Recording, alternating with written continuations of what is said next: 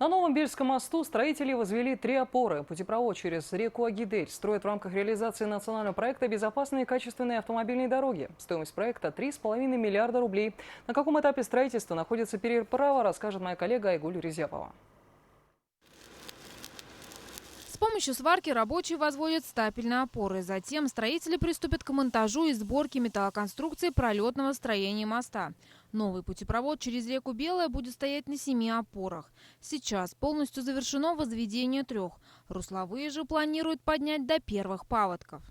Они отличаются тем, что они находятся на воде. Это именно возведение опор, которые находятся на воде.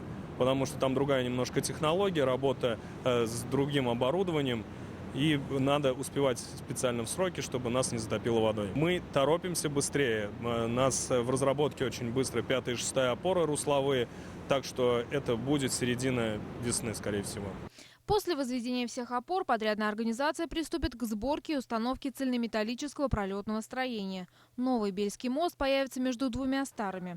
Чтобы успеть к срокам, на объекте в круглосуточном режиме работают более 150 человек и около 20 единиц техники. На сегодняшний день произведены работы в полном объеме по сооружению свайного фундамента на всех опорах, подпорных стенах с левого берега, с правого берега.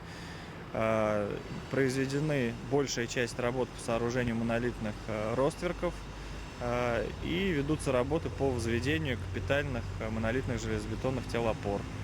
Протяженность нового моста составит 688 метров. Все сваи сооружены в полном объеме, глубина которых 25 метров. Работы здесь ведутся в круглосуточном режиме. Строители же планируют сдать объект в декабре 2021 года. И тогда по новой дорожной артерии поедут первые автомобили.